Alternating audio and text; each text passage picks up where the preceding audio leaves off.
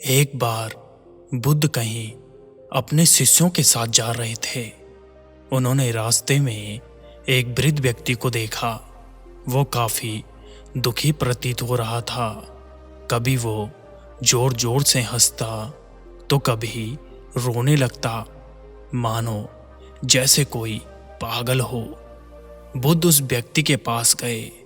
व्यक्ति बुद्ध को देखते ही उनके चरणों में गिर गया और बोला, आज तक मैं आपकी हर कही बात को नकारता था, कभी आप पर विश्वास नहीं किया। मुझे माफ करें, आप सही थे। मुझे ये समझ आ गया है कि आप जो भी कहते हैं सब सत्य होता है। बुद्ध ने उनके आंसू पोंछे और उन्हें भोजन खाने के लिए दिया। वो व्यक्ति बेहद भूखा था। वो खाना लेकर खाने लगा।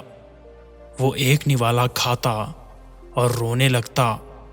ये सब देख शिष्य बुद्ध के पास जाकर पूछते हैं, इनको क्या हुआ है? क्या इनका मानसिक संतुलन ठीक नहीं है? बुद्ध कहते हैं, इन्हें ज्ञान की प्राप्ति हुई है, जाओ इनसे ज्ञान लो। शिष्य उनके पास जाते हैं और कहते हैं, बाबा आपको क्या हुआ है? क्या आप हमें बताएंगे? वृद्ध व्यक्ति ने कहा, कुछ साल पहले मैं महात्मा बुद्ध से मिला, उनके उपदेश सुने, लेकिन मुझे वे सब बेकार लगते थे। मुझे लगता था वो किसी काम के नहीं है। जीवन जीने के लिए उनके उपदेश जरूरी नहीं है। मैंने हमेशा उनका विरोध किया, यहाँ तक कि उनके खिलाफ षड्यंत्र तक रचे ताकि लोग उनके बहकावे में ना आए। मुझे याद है बुद्ध ने कहा था, कभी भी धन का गलत प्रयोग नहीं करना चाहिए, नशा नहीं करना चाहिए, झूठ नहीं बोलना चाहिए। लेकिन यही तो मैं करता था और उसी में मुझे आनंद आता था। पैसे उड़ाना, मदिरा पान करना, यही सब मैं करता था, जबकि मुझे मालूम था बुद्ध ने इन सब के लिए मना किया है। और मैं देखता भी था जो लोग बुद्ध के कहे अनुसार चलते थे, बेशक उनके पास अधिक चीजें ना हो, परंतु फिर भी वो लोग सुखी थे। और यही सोचकर आज मैं रो रहा हूँ कि काश मैंने बुद्ध की बात सुन ली होती। यही सोचकर मैं हंस भी रहा हूँ कि मेरी तरह बाकी सब भी ये बात बुढ़ापे में समझ पाएंगे और बाद में पछताएंगे कि शायद वो पहले इन बातों को समझ पाते। मुझे याद है बुद्ध ने कहा था, जैसे हमारे विचार होते हैं वैसे ही हम बन जाते हैं। शिष्यों ने कहा, आपके पास इतना ज्ञान है, क्या आप हमारे साथ उसे साझा करेंगे ताकि हम भी ज्ञान ले सकें, जीवन को सही तरह से जी सकें? वृद्ध व्यक्ति ने कहा, आप सब महात्मा बुद्ध के शिष्य हैं। बुद्ध के समान जीवन की गहराइयों को कोई और नहीं जानता। जितने सही से वो आपको बता सकते हैं कोई और नहीं बताएगा। लेकिन फिर भी मैंने जो समझा आपको जरूर बताऊंगा। हम बचपन से ही देखते आ रहे हैं, जीवन एक रेस की तरह है। हम सब उसमें भागते हैं। जब हम छोटे होते हैं तो सोचते हैं कि हमारे पास हर खिलौना हो जो किसी दूसरे के पास ना हो। मेरी माँ बहुत सख्त थी, वो हमेशा मुझे डांटती। मैं आज़ादी चाहता था, वो ना मिलने पर सोचता कि काश मैं मर जाऊं तो वही अच्छा है। उसके बाद मैं सोचता कि जब मैं बड़ा हो जाऊंगा उसके बाद मुझे खुद सारी चीज़ें और आज़ादी मिल जाएगी, अपने हिसाब से रहूंगा। उसके बाद जब मैं बड़ा हुआ तो ये सब बातें व्यर्थ लगने लगी, लेकिन दौड़ अभी जारी थी। मैं अपने मित्रों से अधिक धन कमाना चाहता था ताकि हर चीज़ खुद के लिए अच्छी कर सकूं, अच्छे कपड़े पहन सकूं, घर बना सकूं, उन्हें दिखा सकूं कि मैं उनसे अधिक सम्मानित व्यक्ति हूं।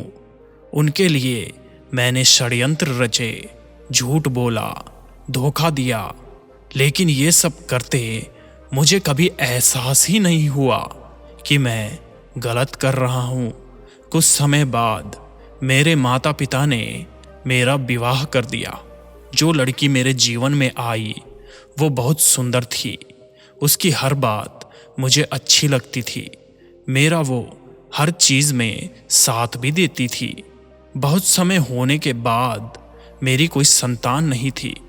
मैं अपने मित्रों की संतान देख उनसे ईर्ष्या करता था कि मेरे बुढ़ापे की लाठी कौन बनेगा। कुछ समय बाद वो दिन भी आ गया। मेरा एक पुत्र हुआ। मुझे बेहद खुशी हुई, लेकिन कुछ समय बाद मुझे ये लगा कि काश मेरा एक और बेटा होता तो मेरे दोनों कंधे मजबूत होते। और ईश्वर ने मेरी ये बात भी सुन ली और मुझे एक और पुत्र प्राप्त हो गया। सब अच्छा चल रहा था। मेरा व्यापार आगे बढ़ रहा था। मेरी पत्नी ने मुझसे कहा कि ये सब तुम्हारी मेहनत का नतीजा है जो तुम इतने सफल हुए। तुम्हारे माता पिता ने तो कुछ नहीं किया, और वैसे भी उनकी उम्र हो गई है। उन्हें तीर्थ यात्रा पर चले जाना चाहिए। मुझे उसकी कही हर बात सही लगती। जब मैंने पिता से इस बारे में कहा तो उन्होंने ये सुनकर मना कर दिया। मुझे ये बात पसंद नहीं आई और उसके बाद से मुझे मेरे पिता की कही हर बात गलत लगने लगी। वो मुझे व्यापार में भी स्वतंत्र निर्णय नहीं लेने देते थे। मुझे अब आज़ादी चाहिए थी और ईश्वर ने मेरी ये बात भी सुन ली। मेरे पिता की तबीयत बेहद खराब हो गई। वैद्य ने जवाब दे दिया कि जिससे मिलाना है मिला लो। अब इनके पास ज़्यादा समय नहीं बचा है। मुझे ये सुन दुखी होना चाहिए था, लेकिन मैं खुश हो रहा था कि अब मैं आज़ाद हो जाऊंगा। मेरे पिता को इस अवस्था में 6 दिन निकल गए। सब लोग उनसे आकर मिल चुके थे। उसके बाद एक दिन मैं और मेरी पत्नी पिता से मिलने गए तो मेरी पत्नी ने कहा, सबसे तो ये मिल लिए हैं, अब मरते क्यों नहीं हैं? मुझे मेरी पत्नी की कही हर बात सही लगती थी कि वो हमेशा सही कहती है। अगले दिन जब मैं पिता के कमरे में गया तो देखा उनकी मृत्यु हो गई है। मैंने देखा मेरी माँ वहाँ बैठे अकेले रो रही थी। उन्हें देख मुझे भी रोना आ गया और मैंने तब सोचा कि मैं अपने पिता की अंतिम यात्रा बेहद भव्य निकालूंगा ताकि सबको पता चले कि मैं उनसे कितना प्यार करता हूँ। और मैंने वही किया। पिता की अंतिम यात्रा बेहद अच्छी निकाली। सभी लोग उनकी प्रशंसा कर रहे थे। मैं मन ही मन बेहद खुश था, लेकिन चेहरे पर दुख के भाव दिखाने पड़ रहे थे। अब मैं आज़ाद था। हर चीज़ अपने हिसाब से कर रहा था। मुझ में अधिक धन कमाने की इच्छा जाग गई थी। मैं बेहद धन कमाने की होड़ में लग गया और कमाया भी। मैं अपने घर का सबसे अमीर व्यक्ति बन गया था। धीरे धीरे समय बीता। मेरे दोनों बेटों की शादी हुई और मैं बुढ़ापे की तरफ बढ़ने लगा, लेकिन दौड़ अभी भी बाकी थी। मैंने अपने दोनों पुत्रों का विवाह बड़े व्यापारियों की बेटियों से किया ताकि मुझे व्यापार में बेहद लाभ हो सके। धीरे धीरे उम्र बढ़ती चली गई और बुढ़ापा आता रहा। एक दिन मेरी पत्नी भी मुझे छोड़कर चली गई और तब मुझे पहली बार अकेलेपन का एहसास हुआ। तब मैंने बुद्ध के बारे में सुना और मैं उनके उपदेश सुनने के लिए उनके आश्रम चला गया। लेकिन बुद्ध के विचार और मेरे विचार बेहद अलग थे। मैं उनसे सहमत नहीं हुआ। मेरी तरह वहाँ और भी लोग थे जो बुद्ध के विचार से सहमत नहीं थे। मुझे वो लोग मेरे शुभचिंतक लगे और मैंने बुद्ध की बात नहीं सुनी। धीरे धीरे समय बीतता गया। मेरी तबीयत खराब होने लगी और मैंने बिस्तर पकड़ लिया। मैंने अपने इलाज में बड़े से बड़े वैद्य को लगाया, लेकिन कोई फायदा नहीं हुआ। एक दिन मेरा बड़ा बेटा मेरे पास आया और बोला, पिताजी, अब आपसे काम नहीं होगा। व्यापार अब मुझ पर छोड़ दीजिए और छोटे भाई की भी चिंता मत करें, मैं उसे भी संभाल लूँगा। आप सारा व्यापार मेरे नाम कर दीजिए। मैंने अपने पुत्र से कहा, अभी मैं मरने वाला नहीं हूँ, बस बीमार हुआ हूँ, मैं ठीक हो जाऊँगा। उसके बाद मेरा दूसरा बेटा आया। उसने कहा, पिताजी, बड़े भाई नशा करते हैं, आप सब मेरे नाम कर दें, मैं आपकी तरह ही इसे आगे ले जाऊंगा। मैंने अपने दूसरे बेटे से भी यही कहा कि अभी मैं मरने वाला नहीं हूँ, बस बीमार हुआ हूँ, मैं ठीक हो जाऊंगा। अभी तो मुझे और जीना है। लेकिन इस बार ईश्वर ने मेरी बात नहीं सुनी और वैद्य ने मेरे पुत्रों से कहा कि जिससे मिलाना है मिला दो, इनके पास अधिक समय नहीं बचा है। ये सुन मेरी दोनों बहुएं रोने लगी। मेरे बेटों ने सभी रिश्तेदारों को बुला लिया। सब मुझसे मिलने आते और कहते कि आपके बिना अब अकेले सब कैसे चलेगा। मैं अभी जीवित था, लेकिन मुझे ऐसा लग रहा था जैसे सब मुझे अभी से मरे हुए की तरह क्यों देख रहे हैं। इस दिन मुझे मेरे पिता की बेबसी का एहसास हुआ और मैंने सोचा, ये जीवित में ही क्यों मुझे मार रहे हैं और सब कितने स्वार्थी हैं। अब तो मेरे बेटे भी बंटवारे के लिए मेरे आगे लड़ रहे थे और उनकी पत्नियां उनका साथ दे रही थी। तब मुझे एहसास हुआ कि मेरा धन कमाना किस काम का है, जो मुझे ठीक नहीं कर सकता। मैंने बेकार पूरा जीवन इस धन के पीछे बर्बाद किया है। हर गलत काम किया, नशा किया, षड्यंत्र रचा। अब ये सब बेकार हो गया। मैंने ये सब क्यों किया? काश मुझे ये बात पहले समझ आ गई होती कि ये सब एक दिन यहीं रह जाना है। इससे अच्छा होता मैं कोई नए काम करता जिससे लोग मुझे याद रखते। काश ये बात मुझे पहले पता चल गई होती। जब मेरे पिता बिस्तर पर थे, तब शायद मैं कुछ अच्छा कर जाता, जीवन को नई दिशा दे पाता। मैंने दोनों बेटों को बुलाया और पूछा, मेरी अंतिम यात्रा कैसे निकालोगे? दोनों बोले कि आप मेरे नाम सब जायदाद कर दें, मैं आपको भव्य तरह से विदा करूंगा। और दोनों फिर से लड़ने लगे।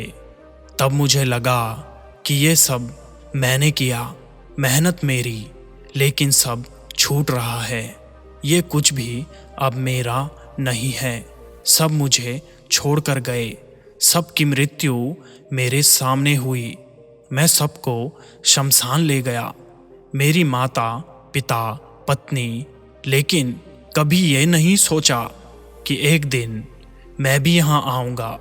मैंने अपना पूरा जीवन कामयाबी से निकाला, लेकिन अब लगता है कि मैंने जीवन जिया ही नहीं। बचपन से लेकर अब तक बस दौड़ भाग में उलझा रहा, पता नहीं किस चीज की, और आज तक मैं इससे निकल नहीं पाया। जब आखिरी समय पर सब बातें समझ आई तो अब समय ही नहीं है। ये बातें कहकर बुजुर्ग चुप हो गए और महात्मा बुद्ध के पास आकर बोले, क्या मुझे मेरे अंतिम समय में आप कुछ ज्ञान दे सकते हैं? बुद्ध ने कहा कि बेशक तुमने अपना पूरा जीवन अज्ञानता में निकाल दिया हो, लेकिन ज्ञान का एक क्षण भी काफी होता है।